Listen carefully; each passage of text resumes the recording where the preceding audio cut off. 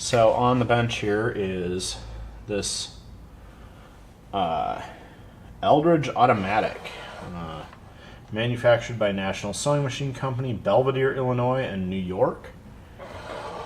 This is a machine that actually came through the shop I work at. It is a little chain stitch machine, and it's got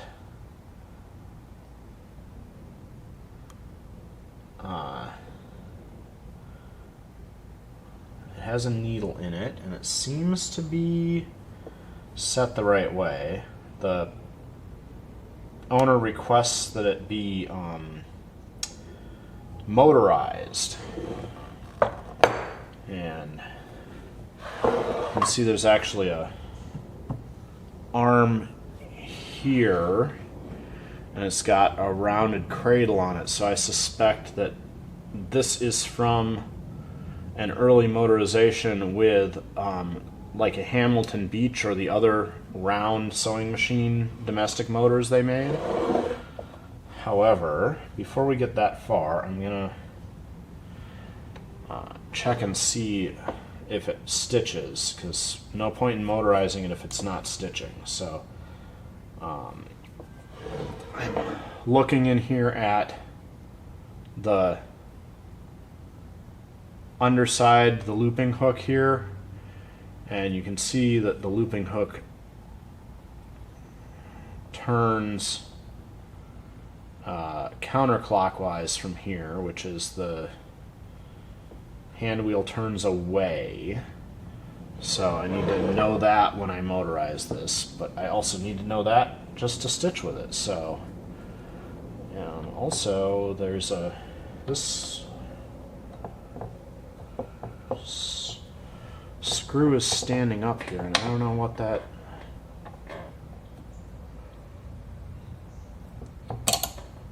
Okay. Here's our spool holder. I don't know why this. Is this screw supposed to?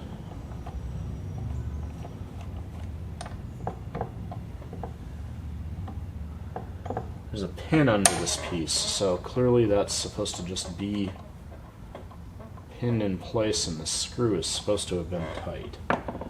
Alright, now let's put a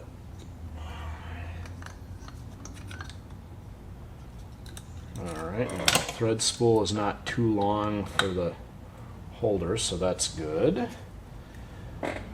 I don't actually know how to thread this, but I'm gonna try to follow it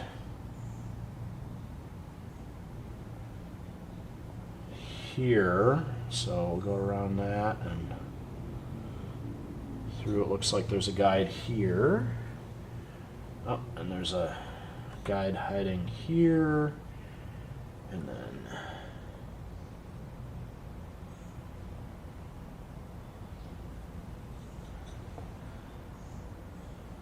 down and through our needle, and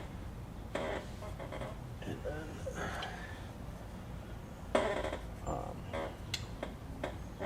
with a lock stitch machine, because you have the upper and lower thread, you can always see if the machine is stitching, whether or not you have fabric in it. But for the chain stitch,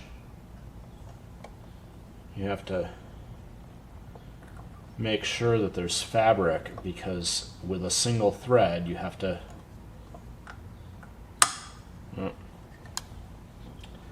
and that noise was it breaking the thread. Okay.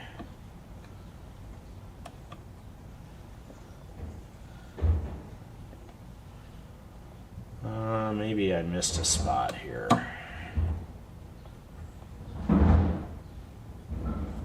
Let's try this guide and then see if that gets us better stitch here, or closer to our stitch inspection. Okay, I'd missed a guide a moment ago, and then the neighbors came into the garage, so I finish threading this, and then we'll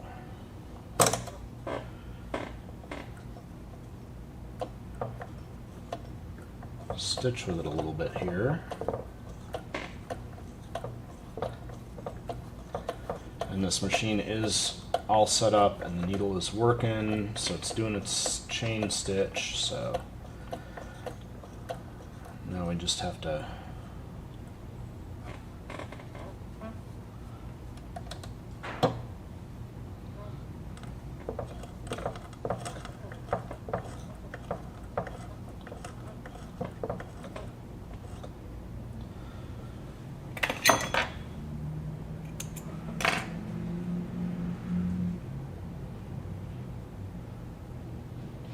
worry about figuring out how to put a motor on it. So that's pretty good. I'm glad the chain stitch is working. There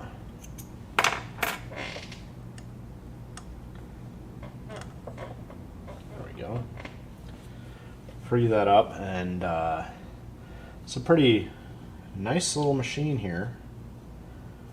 So now I just got to make a plan for how to get this motor attached for the customer. Because it turns backwards, the motor they supplied is for a standard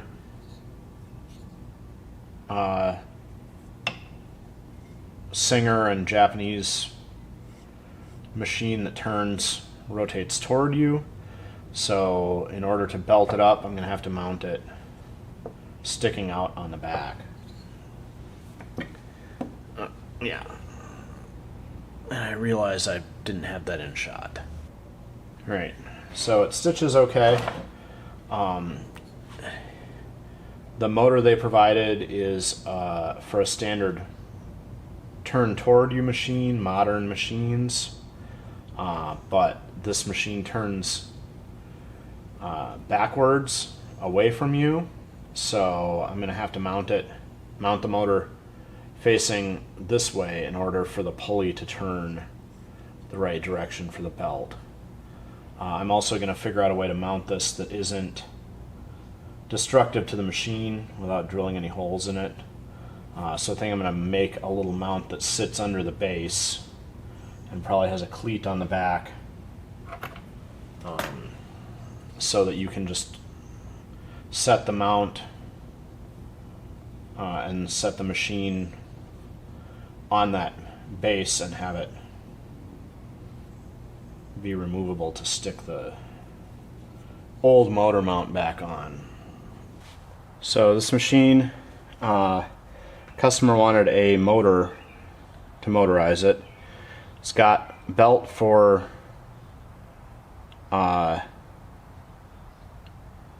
crank or a rear belt drive from a treadle.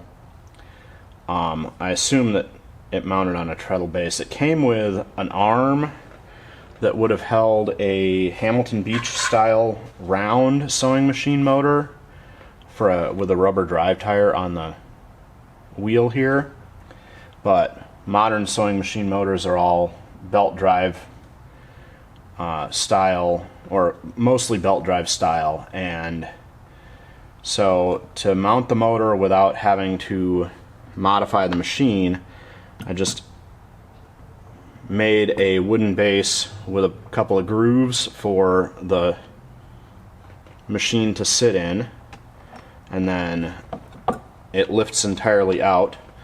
There is a mounting bolt under here that I needed to drill that hole for, but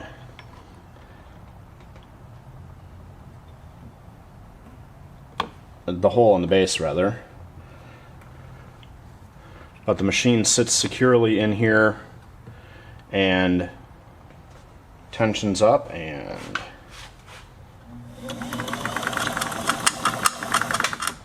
and as soon as I set up this,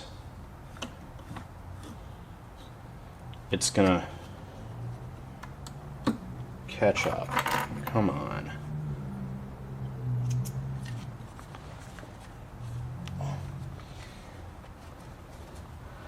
I filmed the close-up of the hook running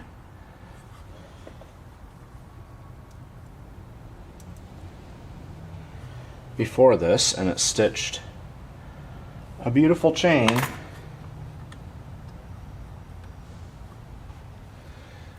And now it doesn't want to do that, so I'm going to pull all this out and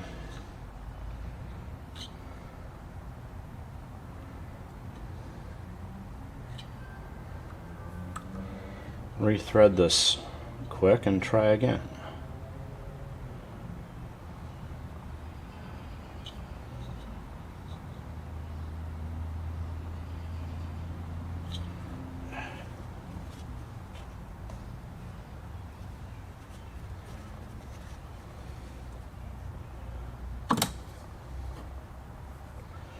Definitely hold your tail on a chain stitch machine.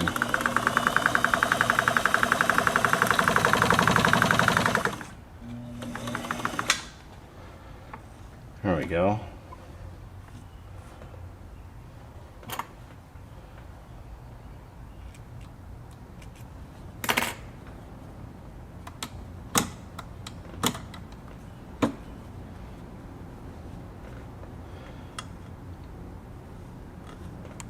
And then you have to snip the thread and rotate the machine to let go of the loop on the end. But there is a very pretty chain stitch made by this machine. This is the longest stitch it makes. It says 12 stitches to an inch. And one of the reasons that chain stitch isn't, popular anymore is that I tucked my tail under the final loop, but if you don't tuck the tail under that final loop, it just comes undone all the way through.